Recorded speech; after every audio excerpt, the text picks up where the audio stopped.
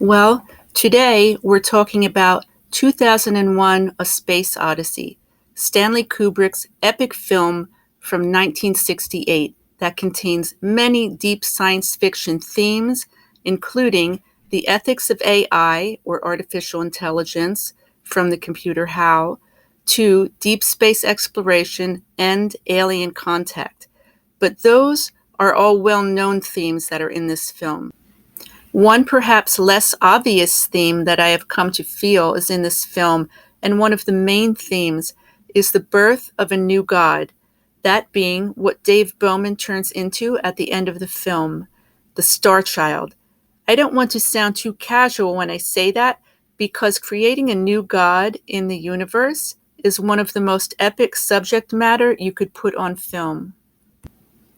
And why would they want to do that? To create a new god? Good question.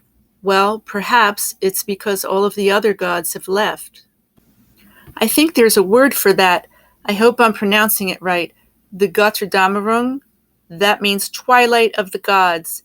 Means the old gods have all gone away, or perhaps been defeated in some final battle. Maybe Floyd and the group he works with, in particular the scientists with the highest security clearance, have created a new project to give birth to a new god. Just my opinion, but in the book by Arthur C. Clarke, the so-called Star Child at the end of the film actually has godlike powers and is able to actually detonate a nuclear weapon that's in Earth's orbit, though that part isn't in the film. Oh, and he's also immortal. Sounds like a god to me.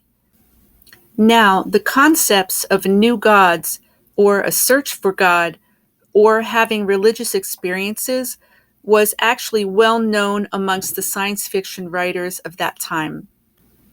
In particular, let's take a look at Philip K. Dick, who wrote the novel that the futuristic Blade Runner movie was based on in 1968, the same year that 2001 was released.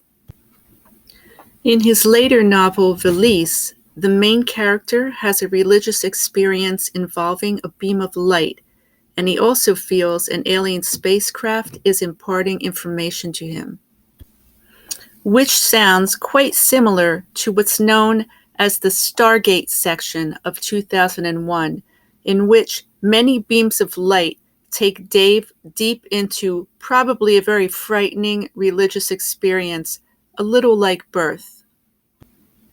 This is the cover for the sequel book to Valise, called The Divine Invasion, about a god who is exiled from Earth.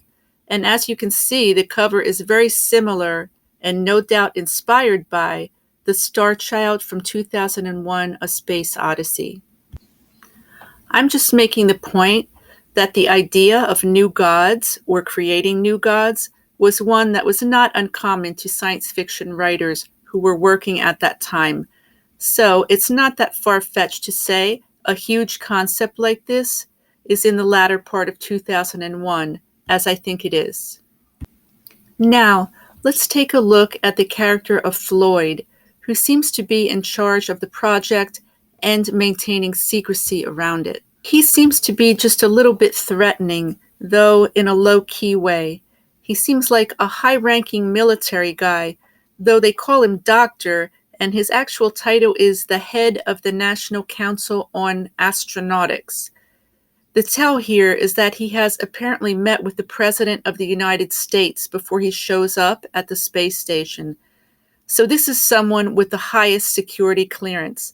And this project of finding out what's inside the monolith, what or why it's transmitting a signal, and eventually to the creation of a new god, the Star Child, that they might like to weaponize, must have approval from the very highest levels.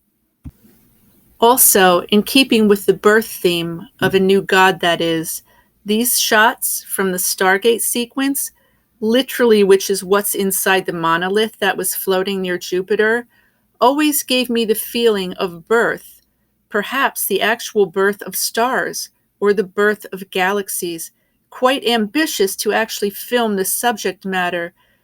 And that was with real effects, not CGI back in the 60s. No wonder Dave shows up scared to the Baroque room. He's just witnessed the birth of galaxies. And remember Dave's last words in the book version of 2001. As he's entering the monolith, Mission Control hears him say, "The thing's hollow.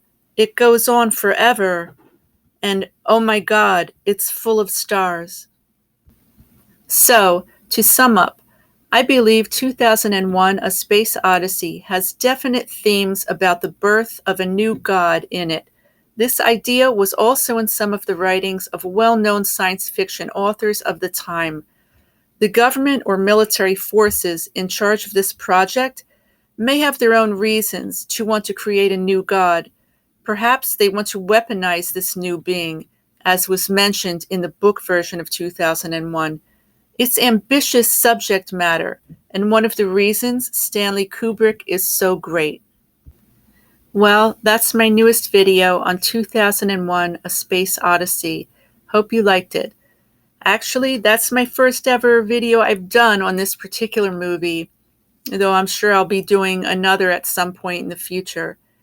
Also, trivia question for you. Does anyone know why they're leaning like that in this shot?